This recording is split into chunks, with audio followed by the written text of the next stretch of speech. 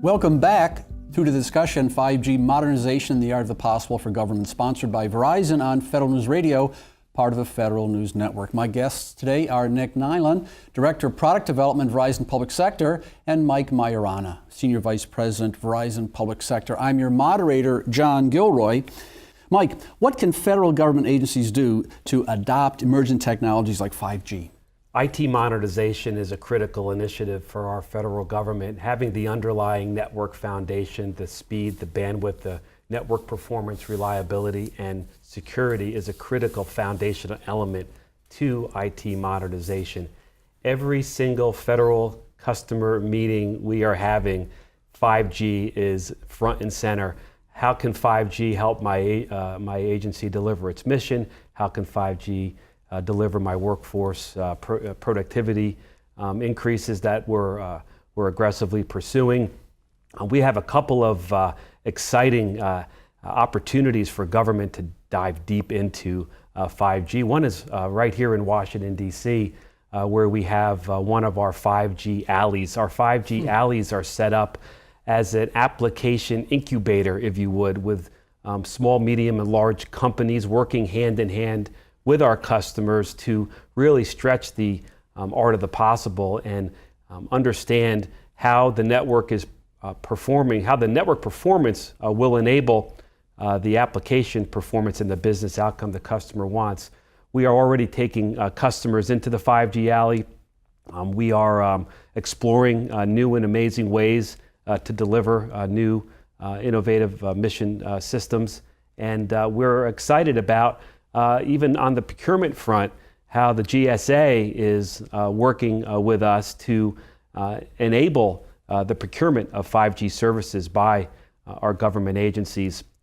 Our new EIS, Enterprise Infrastructure Solutions contract, is a prime example of a federal procurement vehicle set up to help modernize a government, help deliver better constituent services, and enable important government missions.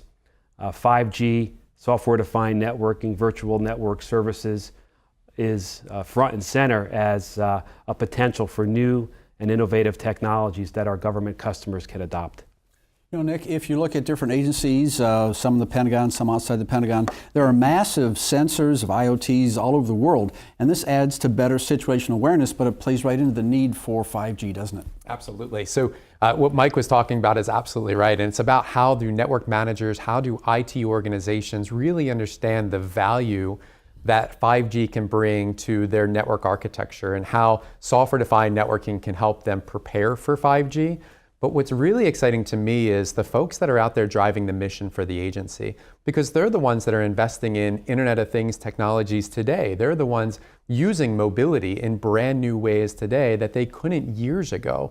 And so these applications for employee and workforce modernization and the training programs, but also the enablement programs that exist today are just incredible. And so that's really what's driving the use cases for 5G in many cases. The IT department, the CIOs are absolutely going to have to figure out how do they enable those missions using 5G, but it's the innovators on the front line that know their challenges, know their mission, that are going to drive the use cases. And that's to situational awareness or anything else. That's what's really exciting. Just think of the emergency response use case. Agencies like FEMA, other first responder, public safety organizations out facing harm's way, being able to have better command and control, better situational awareness, better network connectivity and throughput to be able to conduct missions in dire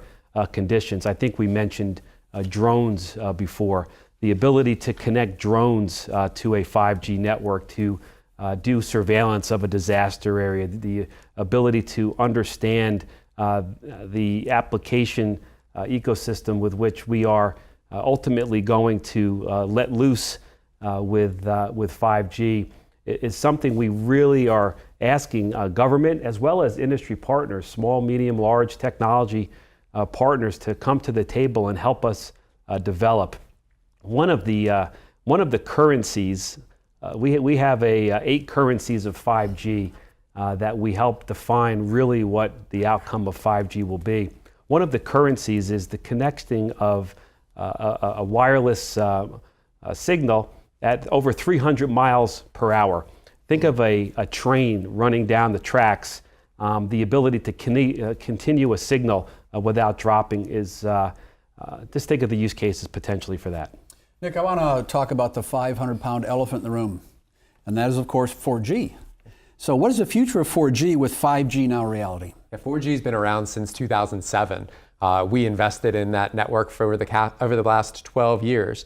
But we still have 3G networks that are still operating and still critical to many missions. And those networks will exist for another year. And so 4G has a long life ahead of it for an overlay of networks. And so as we talked about, 5G isn't just evolutionary. It's not just going to replace 4G. It's a revolutionary technology, which means we need to continue to invest in and provide 4G. And so we have a lot of federal agencies leaning on and requiring 4G for their missions today.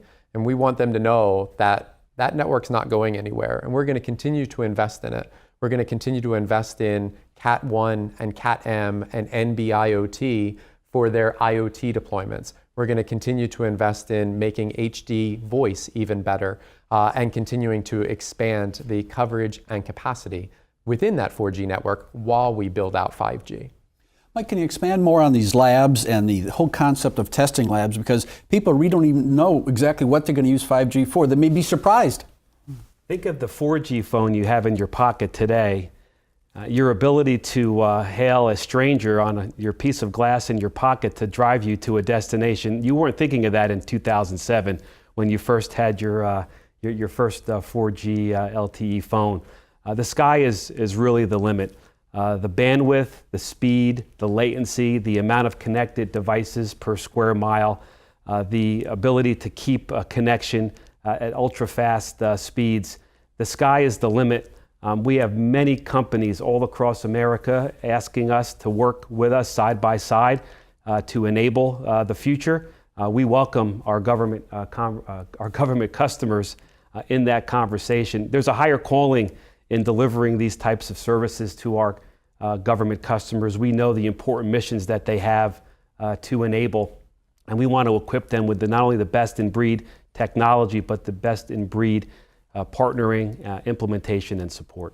And I think what's happening now, the development of 5G is incorporating cybersecurity right as it's being developed, isn't it? That's exactly right. And so some of those technologies that we have today, like software-defined networking, are enabling the data shaping and the traffic shaping across any network, including 5G, so you can move the data that you need, where you want it, when you want it. But then technology on top of that is really going to enable better security. And so we have our software-defined perimeter option so that you have the ability to access data securely wherever you are and be able to protect those high-value assets. And then beyond that, we know that 5G necessitates a move to the cloud, right? So more cloud applications and being able to use products like Secure Cloud Gateway and Secure Cloud Interconnect to be able to efficiently and securely get to those cloud workloads. We can't ignore and separate security from capacity and from networking. And those two things go hand in hand, and that's what Verizon's enabling on our traditional networks as well as our next generation 5G network. I'd like to thank today's guests, Nick Nyland, Director of Product Development, Verizon Public Sector, and Mike Majorana, Senior Vice President, Verizon Public Sector. I'm your moderator, John Gilroy, and you're listening to Federal News Radio, part of the Federal News Network. For more on this discussion, visit federalnewsnetwork.com and search 5G.